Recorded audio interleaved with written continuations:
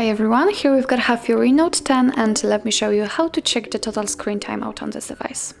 So first of all we have to open the settings and now let's scroll down and find Digital Wellbeing and Parental Controls.